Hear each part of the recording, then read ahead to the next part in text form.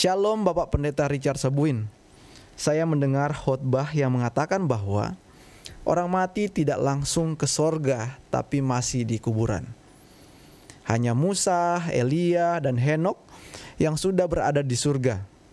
Dan saat ini neraka belum ada sampai kedatangan Tuhan yang kedua kalinya.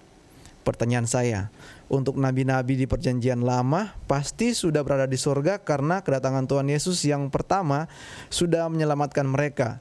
Dan saat itu ada neraka karena pengadilan Yesus Kristus sudah digenapi di atas kayu salib melalui pengorbanan anaknya yang tunggal, Tuhan Yesus Kristus. Jadi kesimpulan saya, murid-murid Yesus yang telah mengabarkan Injil ke seluruh dunia, meninggalnya mereka semua masih di kuburan dan belum ke sorga karena kedatangan Tuhan kita Yesus Kristus belum datang kedua kalinya. Mohon pencerahannya Bapak Pendeta Richard Sabuin, karena dalam kitab 1 Tesalonika 4 ayat 13-16 yang firman tertulis, penghulu malaikat yang akan menjemput kita. Demikian Pak Pendeta. Terima kasih untuk Bapak Arya Putra. Saya lihat di sini tidak ada pertanyaan, tetapi Bapak Arya Putra coba mengungkapkan pendapat dan pemahaman tentang kebangkitan dan diangkatnya orang-orang itu ke surga. Kalau saya tidak salah tangkap, menurut pemahaman Pak Arya Putra adalah kedatangan Tuhan Yesus yang pertama sudah menyelamatkan mereka yang ada di zaman perjanjian lama, lalu mereka sudah diangkat masuk ke dalam sorga, lalu yang jahat sudah masuk neraka. Tapi pada kedatangan Yesus yang kedua kali nanti, maka itu hanya dengan mereka yang hidup di zaman perjanjian baru, dan orang yang meninggal pada zaman Yesus sampai sekarang, seperti murid-murid Yesus, para rasul, itu mereka masih ada di dalam kuburan dan belum ke sorga. Ini tolong jangan dipotong ini video, Stephen, ya. Ini bukan penjelasan, tapi saya lagi mengulangi apa yang disampaikan oleh Pak Arya Putra. Betul, supaya jangan sampai nanti dipotong, wah ini ada ajaran baru seperti apa.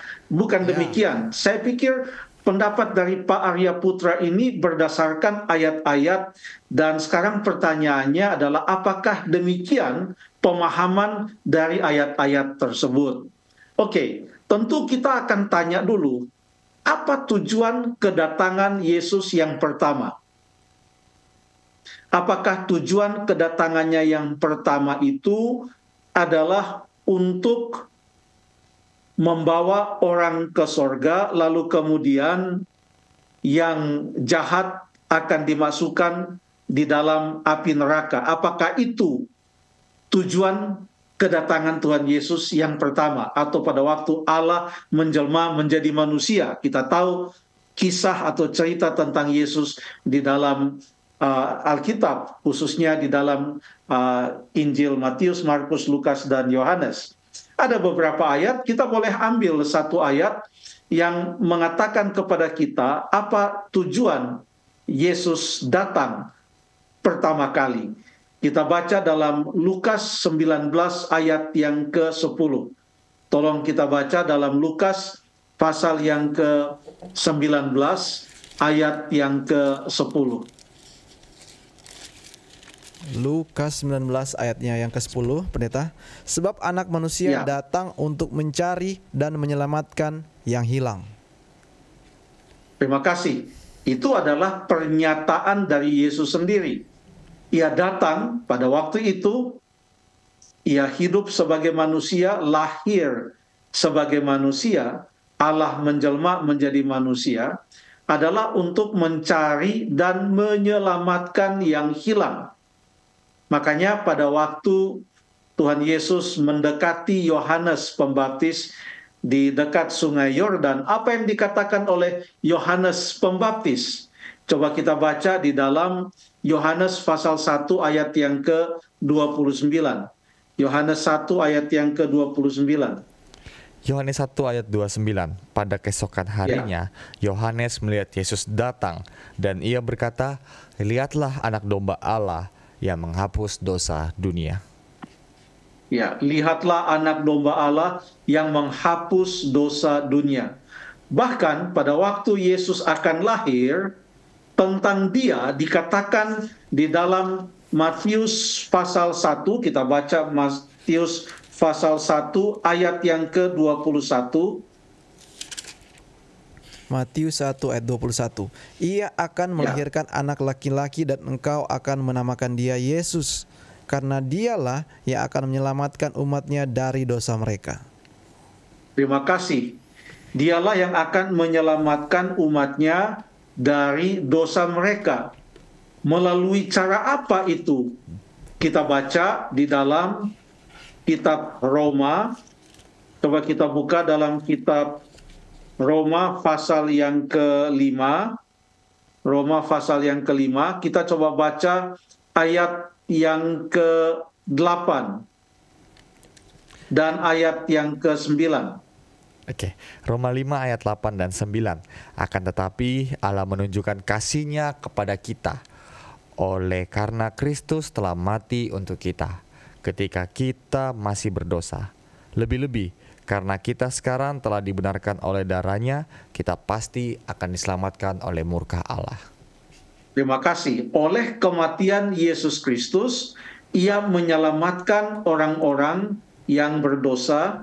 Ia mau untuk supaya mereka percaya kepadanya. Makanya ada ayat, barang siapa yang percaya kepadanya tidak akan binasa, melainkan memperoleh hidup yang kekal. Itulah tujuan dari kedatangan Yesus yang pertama.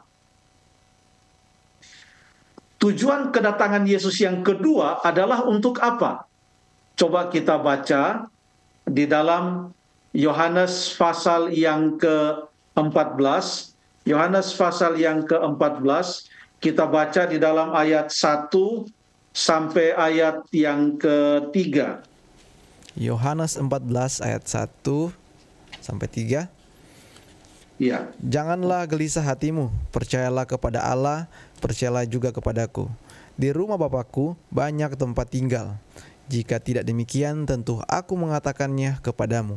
Sebab aku pergi ke situ untuk menyediakan tempat bagimu. Dan apabila aku telah pergi ke situ dan telah menyediakan tempat bagimu, aku akan datang kembali dan membawa kamu ke tempatku, supaya di tempat di mana aku berada, kamu pun berada. Itulah yang Yesus katakan tentang tujuan kedatangannya yang kedua kali, yaitu untuk membawa umat-umat Tuhan ke tempat di mana Yesus berada, supaya di tempat di mana Ia berada, umat-umatnya pun berada. Jadi tujuan kedatangannya yang pertama berbeda dengan tujuan kedatangannya yang kedua, walaupun semua di dalam kerangka atau dalam rangka menyelamatkan manusia. Yang pertama, melalui kematiannya di atas kayu salib dan kebangkitannya.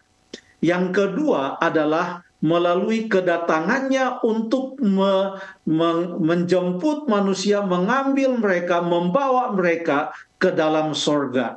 Itu Alkitab sangat jelas mengatakannya. Bahkan kalau kita baca di dalam Ibrani 9, ayat 28, kita bisa melihat perbedaan ini. Ibrani pasal yang ke-9, ayat yang ke-28. Ibrani 9 ayatnya yang ke-28. Ya, Ibrani 9 ayat 28.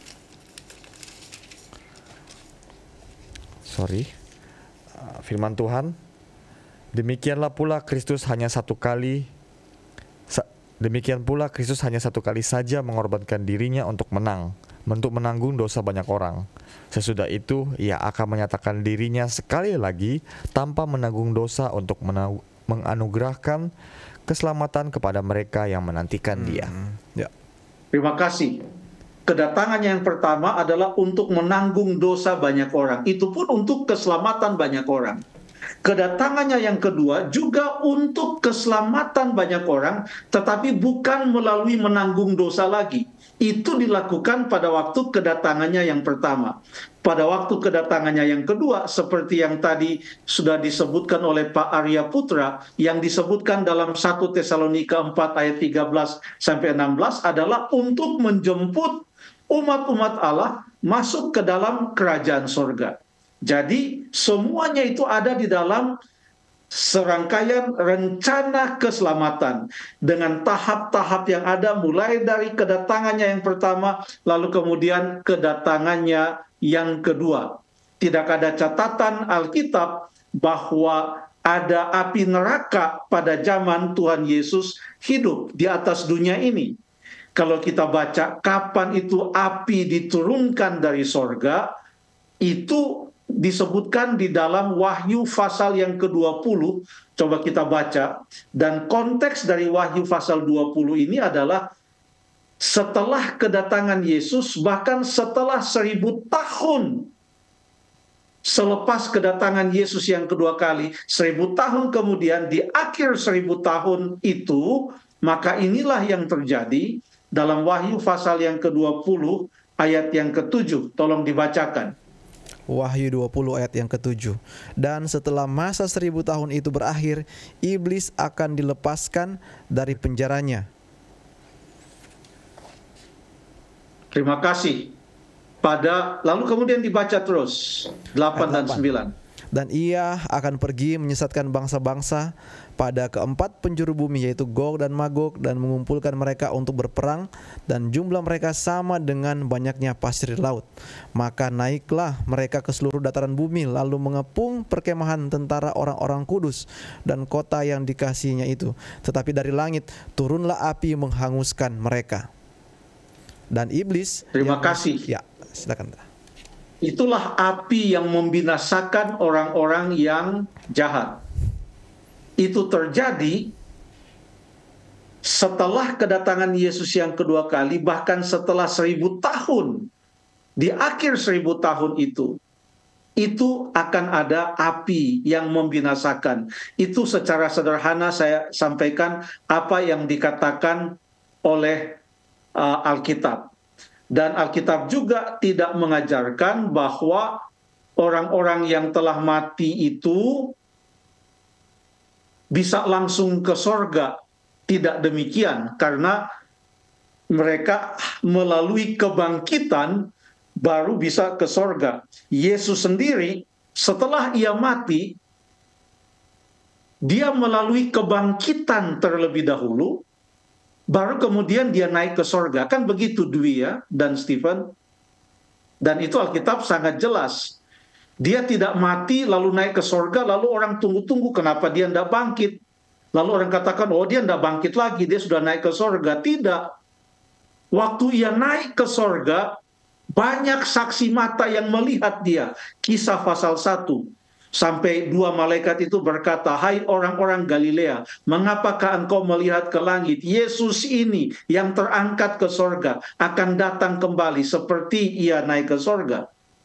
Jadi Yesus sendiri setelah kematiannya, dia melalui kebangkitan dari kematian, lalu kemudian naik ke sorga. Demikian juga dengan orang-orang yang mati dalam Kristus, seperti yang disampaikan dalam 1 Tesalonika pasal yang keempat, mereka telah mati, mereka akan dibangkitkan pada waktu kedatangan Yesus yang kedua kali, lalu diangkat masuk ke dalam kerajaan sorga. Alkitab sangat jelas. Nah tadi saya sepintas dengar dari pertanyaan Pak Arya Putra, bahwa orang-orang yang ada di zaman perjanjian lama, yaitu nabi-nabi, dalam pertanyaan itu apakah kemungkinan mereka sudah ke sorga, dan sekarang yang ada di dalam kubur hanyalah para rasul yang menunggu kedatangan Tuhan Yesus yang kedua kali. Apakah demikian? Coba kita baca beberapa ayat. Kita buka dalam Kisah pasal yang kedua ayat yang ke-29. Kisah 2 ayat yang ke-29. Silakan. Saudara-saudara, aku boleh berkata-kata dan terus terang kepadamu tentang Daud, bapa bangsa kita. Dia telah mati dan dikubur, dan kuburannya masih ada pada kita sampai hari itu. Daud itu hidup di dalam zaman perjanjian lama. Dan Alkitab mengatakan ini khotbah dari para rasul. Petrus mengatakan bahwa kita tahu semua di mana kuburannya Daud. Kuburannya belum terbuka, Daud masih di sana. Itu kata Petrus yang tercatat dalam Kisah pasal yang kedua, ayat yang ke-29. Oke, itu Daud. Bagaimana kita ambil contoh yang lain lagi? Coba kita buka di dalam Daniel pasal yang ke-12. Daniel pasal yang ke-12. Kita mau baca di dalam ayat yang ke-13. Daniel Silakan. 12 ayatnya yang ke-13.